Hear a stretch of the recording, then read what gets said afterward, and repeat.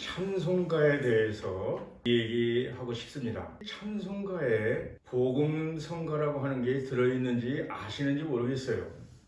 사람들은 찬송가 책에 있으니까 모든 게 다 찬송가라고 생각을 해서 예배 시간에 찬송가 책에 있는 것을 그냥 부르는 것이죠. 그런데 사실 이 찬송가 책에는 하나님께 드려지는 찬송가, 그리고 성도들끼리 서로 권면한다라든지 나누는 이야기, 교육용으로 만들어놓은 이 찬송이 아니고 가스펠송, 복음 노래인 거죠. 섞여 있는 겁니다. 설명해 볼까 합니다. 또 주제로 삼고 싶은 것은 신구약 성경은 우리가 통독이라는 것을 합니다. 구약 성경에 창세기부터 말라기까지 39권이 있고, 신약 성경은 마태복음부터 요한계시록까지 27권. 재미있게 얘기하면 구분셈을 해도 좋습니다. 3, 9, 27. 그래서 66권의 이 성경이 있는데 이걸 통독을 합니다. 어렵죠? 통독만이 아니고 한 번만도 아니고 뭐 10번을 하는 분도 있고, 그렇죠? 더욱이 필사까지도 하잖아요. 몇 년 정도씩 걸려서 그걸 적어서 하나님께 봉헌식 제가 본 것 같습니다. 여러분들에게 찬송가가 1장부터 몇 장까지 있는지 아세요? 645장까지 있습니다. 1장부터 645장까지 소위 말해서 통창 다 불러보셨냐 하는 거예요. 불러보신 분이 있으면 정말 상을 주고 싶을 그런 생각입니다. 여러분들에게 이 찬송가를 한번 통창을 해보십시오 하고 권합니다. 찬송은 우리가 하나님께 드리는 거잖아요. 성경 말씀을 하나님이 우리에게 주시는 말씀일 것이고, 찬송가를 통창하실 것을 한번 권하는 이 두 가지 이야기로 해볼까 합니다. 찬송가 책에 다른 나라, 그러니까 우리나라 외에 다른 나라 국가가 있는 것을 아십니까? 우리는 남의 나라 국가를 그냥 가사만 해서 부르는 거죠. 210장입니다. 시온성과 같은 교회, 이게 독일 국가입니다. 요셉 하이든이라고 하는 분이 작곡을 했는데, 만약에 우리가 예배를 드리는데 이 곡을 부른다고 해보자고요. 독일 사람이 만약에 와서 앉아있다고 한다면 우리말 무슨 말인지 알아듣지도 못하고, 나를 환영해 주는 건가? 내지는 이 대한민국이라는 나라가 우리 독일의 식민지를 살았나? 이러한 생각이 들을 수도 있을 거라고 생각합니다. 그래서 210장 찬송가를 한번 불러보겠습니다.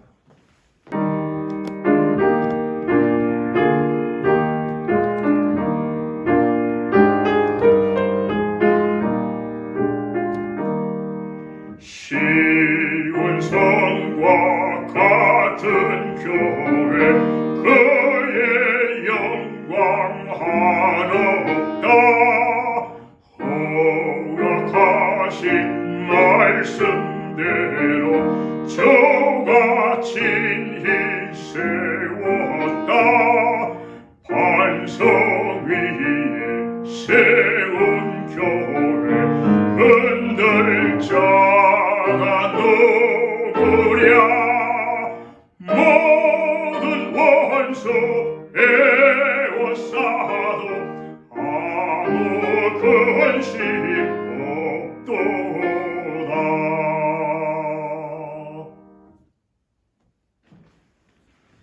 1절만 제가 했습니다. 편의상 지금 찬송가를 공부하는 시간이 아니니까. 이렇듯이 남의 나라 국가를 우리는 찬송으로 쓰고 있는 것이죠. 또 유명한 작곡자 베토벤, 이 베토벤이 교향곡을 9개를 작곡했습니다. 베토벤이 이 9번째 교향곡을 작곡했을 때는 이미 귀까지 다 멀어버린 상태죠. 전혀 듣지 못하는 상태입니다. 교향곡이라고 하는 것은 오케스트라가 1장부터 1악장, 2악장, 3악장, 4악장 이렇게 4개의 악장을 가지고 오케스트라 악기만 연주하는 것을 교향곡이라고 이야기합니다. 그런데 특이하게 이 9번째 교향곡은 일명 합창교향곡이라고 부릅니다. 64장 기뻐하며 경배하세가 그렇습니다.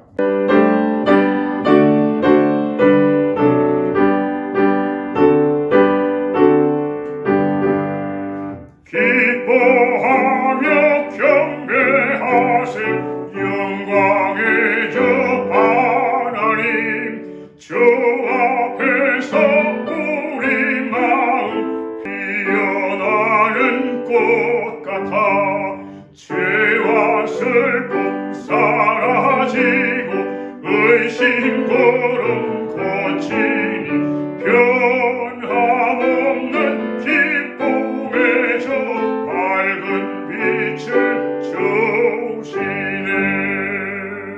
105장 오늘 모여 찬송하문하고 똑같습니다.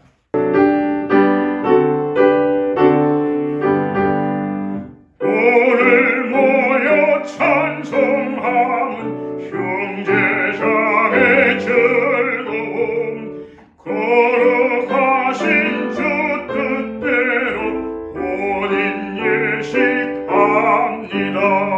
신랑 신부 이도 사람 한 몸 되게 하시고 온 집안이 하나 되고 한 뜻 되게 하소서. 마탄의 사수라고 하는 오페라가 있습니다. 서곡, 그러니까 오케스트라만 연주되는 호른이라고 하는 악기가 4개가 등장합니다. 예 주여 뜻대로 이 곡도 마탄의 사수 오페라 서곡에 나오는 것을 그냥 멜로디만 취해서 가사만 넣어서 부른 것이죠. 549장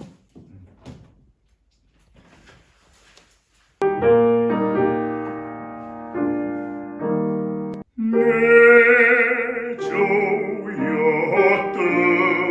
뜻대로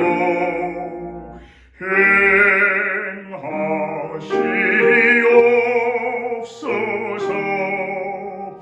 온 몸과 영혼을 다 주께 드리니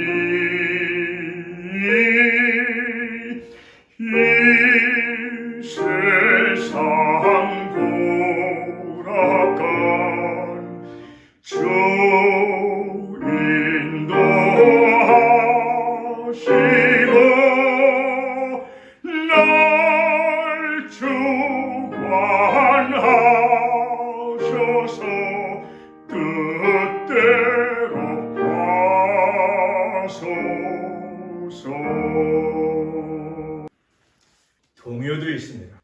주먹 쥐고 손을 펴서 하는 이 곡입니다. 찬송을 목적으로 하나님께 찬송하자 해서 작곡되어야 되는데 그냥 세상에 쉬운 것을 그냥 취해서 가사만 넣어가지고 부른다 하는 것이죠. 그것을 지금 지적하고 있는 것입니다. 그러니까 주먹 쥐고 손을 펴서를 2개씩이나 음악은 똑같습니다. 가사만 다르게 찬송가로 또 쓰고 있습니다. 작곡한 사람은 프랑스 철학자 장 자크 루소라는 사람입니다. 루소는 계몽주의 철학자 이렇게 표현합니다. 계몽한다는 것은 가르친다는 것이죠. 옛날에는 쥐잡기 계몽기관 이런 것도 있었습니다. 루소는 무신론자입니다. 하나님을 믿지 않아요. 이 사람이 그냥 동요 같은 그런 곡을 작곡했던 거죠. 제가 또 불러보겠습니다. 54장입니다. 제목은 주여 복을 구하오니. 주여 복을 구하오니 편히 가게 하시고 사람마다 준혜로 이기도록 하시고 광야 세상에서 항상 인도하소서. 96장은 제목이 예수님은 누구신가?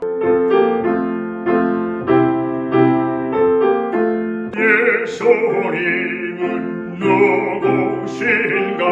오는 자의 위로와 없는 자의 풍성이며 천한 자의 높음과 잡힌 자의 노임되고 우리 기쁨 되시네.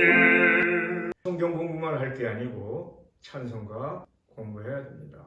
서두에 하나님을 찬송하는 것을 찬송가, 사람들끼리 나누는 이야기를 복음가라고 얘기했었습니다. 복음가를 요즘에는 복음성가라고 얘기합니다. 성스러울 성자를 집어넣은 것이죠. 가스펠 송, 복음 노래인데 가스펠 세인트송으로 쓰고 있는 거죠. 그러나 사람들끼리 나누는 이야기, 그러니까 가사를 얘기하는 겁니다. 찬송가 가사가 성삼위 하나님을 향해 있으면 찬송이, 그런데 가사가 사람들을 향해 있다라고 생각해 보세요. 무심하게 생각 없이 부르고 있는 것을 한번 지적해 보겠습니다. 트베인 작곡한 9번 교향곡 기뻐하며 경배하세, 성도들끼리 기뻐하면서 경배하자고 얘기하는 겁니다. 찬송가가 아니라는 것이죠. 이 천지간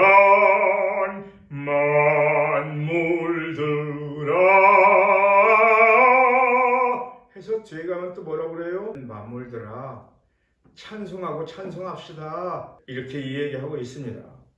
이래놓고 우리는 찬송을 했다라고 착각을 하는 것이죠. 이건 찬송이 아닙니다. 하나님께 하는 게 아니잖아요. 예배가 뭐예요? 예를 갖춰서 절한다, 절배자입니다. 예를 갖추는 것이죠. 예의, 우리나라를 동방 예의지국이라고까지도 불렀습니다. 그런데 지금은 예의가 없어졌어요. 세상 얘기는 여기서 생략합니다. 교회를 한번 보겠습니다. 아마 이 영상을 보시는 분들이 60세 정도 되셨다고 한다면 모르지만 그보다도 젊은 분들이라고 한다면 여러분들의 부모님 내지는 조부모님에게 물어봐도 될 겁니다. 지금부터 한 3, 40여 년 전까지만 하더라도 교회라기보다도 예배당이라고 불렀습니다. 예배당 가자. 자, 예배당, 예배 드리는 집이라는 거죠. 집당자입니다. 그런데 교회 안에는 지금도 당회가 존재합니다. 당회, 예배당이라고 했기 때문에 당회라는 이름을 썼던 거죠. 그런데 지금은 우리는 예배를 드리지 않고 집회를 하는 것 같습니다. 앞서서 얘기한 것처럼 하나님께 드려지는 것보다도 사람들끼리 나누는 얘기가 거는 것이죠. 그래서 예배당이 교회로 바뀌었습니다. 지금 예배당이라고 되어 있는 곳은 거의 찾아보기 어려울 거라고 생각합니다. 교회죠. 교회. 모일 회자입니다. 집회하는 장소라는 거죠. 너무 격하게 표현했는지 모르지만 그런 정도로 우리가 찬송에 대해서 알지 못하다. 어떻게 보면 무지하다라고 얘기할 수밖에 없겠습니다. 대형교회라고 하는 유명한 대형교회, 그런 교회에서 찬송가를 1절 부르지 않고 복음 노래만 부르고 있습니다. 좀 더 예리한 얘기를 한번 해볼까요? 설교, 목사님께서 하시는 설교를 얘기하는 겁니다. 말씀, 설에 교육할 교자입니다. 말씀을 가르친다는 것이죠. 하나님 말씀을, 성경 말씀을 가르쳐주는 게 설교입니다. 그건 우리를 가르쳐주는 거죠. 하나님을 가르치는 게 아니잖아요. 말씀이 우리를 향한다라고 하는 것은 예배라고 할 수 없겠죠. 결론적으로 얘기한다면 우리의 예배의 가장 하이라이트 되는 것은 찬송입니다. 천사도 흠모한다라고 하고 있습니다. 또 하나님께서 우리 인간을 창조하신 목적이 찬송을 받으시려고 우리를 창조하셨다라고 성경 이사야에는 기록하고 있습니다. 우리가 예배를 드리기 전에 사회하시는 목사님이 됐던 사회자가 예배 선언을 거의 이런 얘기를 합니다. 성경 말씀을 인용해서 하나님은 영이시니 예배하는 자가 신령과 진정으로 예배할지니라. 이렇게 하면서 예배가 시작이 됩니다. 하나님은 인간이 아니고 영이시라는 것이죠. 우리 예배를 한번 여러분들이 한번 들여다가 보십시오. 삼자처럼 제3자처럼 팔짱 끼고 한번 들여다 보십시오. 지금 찬송가를 들여다보고 얘기하고 있습니다. 찬송가 공부하셔야 됩니다. 2000년 전에 예수님이나 우리가 지금 믿고 있는 예수님은 동일한 분 아니겠어요? 그리고 찬송가를 통창을 하게 되면 이러한 저런 것을 많은 것을 깨닫게 될 겁니다. 이 영상을 정리하면서 제가 드리고 싶은 이야기는 찬송가를 제가 직접 가르치고 있습니다. 1기서부터 6기까지 지내왔고 9월 매주 화요일날 오후 2시와 또 7시 두 차례의 A반, B반으로 나눠서 3개월 과정으로 찬송가를 통창을 해보려고 하는 공부를 가르치는 것이죠. 거기에는 제가 성악가이기 때문에 발성법도 가르쳐 드립니다. 제가 교수 생활을 정말 25세 대학 교수 되는 사람은 없을 겁니다. 65세 대학 교수 정년이니까 40여 년 대학에서 가르쳐 왔었던 그 음악 이론적인 거, 그러니까 음악 이론이라고 한다면 가장 핵심적인 게 박자입니다. 찬송가에는 박자가 2박자, 3박자, 4박자, 6박자, 9박자, 12박자까지 있습니다. 이 박자에 대해서 이해가 되어야 찬송을, 음악을 올바르게 하는 것이죠. 제 이야기가 아니고 학문적으로 찬송가 학이라는 게 있습니다. 제가 조금 설명했었지만 그러한 모든 것들을 공부를 하셔야 된다 하는 것이죠. 그리고 노래하는 방법이라는 것이죠. 그것을 가창법이라고 얘기를 해요. 그 가창법은 우리나라 언어는 단음절로 되어 있습니다.